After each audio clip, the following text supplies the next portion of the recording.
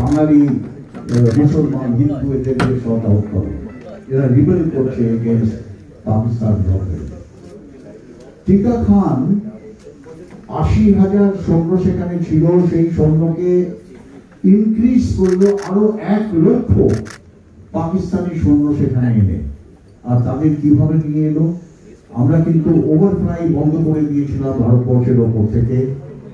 টিকা খান আরব সাগর, বেঙ্গল, বে অফ বেঙ্গল, শ্রীলঙ্কা হয়ে ট্রুপস মুভমেন্ট করলো। আর এই ধরনের ট্রুপসকে নিয়ে এলো যারা, যেই ট্রুপসের মধ্যে বাঙালি মুসলমান ছিল না বা বাঙালি হিন্দু ছিল না। তখন তো ইস্ট পাকিস্তানের থেকে বাঙালি মুসলমান, বাঙালি হিন্দুরাও পাকিস্তান আর্মি জয়েন করতে পারত। টিকা খান সেখানে Baloch regiment, frontier force regiment, Punjab regiment, যেখানে maximum Punjabi and Pathan soldier ছিল, তাদের নিয়ে এলো ইস্ট পাকিস্তানের ভেতরে। টিকা খান অ্যানাউন্স করলো যে I am not interested in people, I am interested in the place.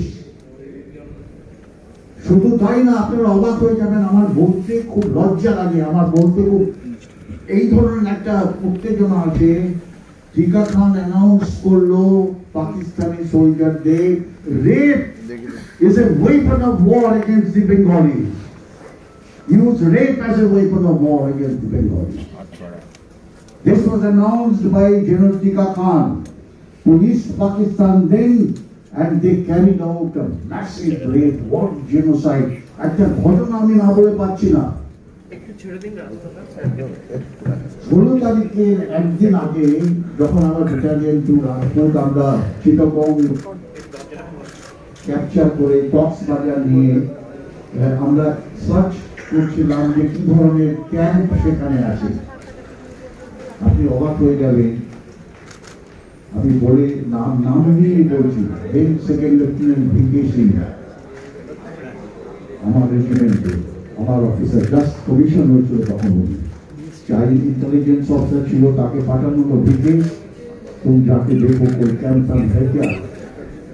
অবাক হয়ে যাবেন, একটা ক্যাম্প আমরা ডিসকভার করলাম, এটা পাঞ্জাব রেজিমেন্ট, পাকিস্তানের পাঞ্জাব রেজিমেন্ট গার্ড করছিল, এই লম্বা লম্বা সব সোলজার।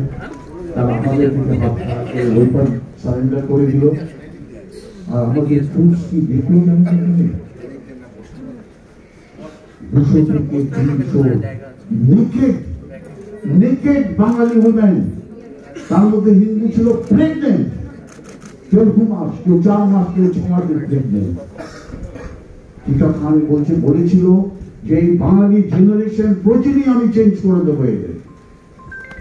এই ধরনের 20 থেকে 25টা ক্যাম্প ছিল তখন ইস্ট পাকিস্তানের মধ্যে, যেখানে মহিলাদের ধরে এই ধরনের অত্যাচার পাকিস্তান সেনাবাহিনী করছে।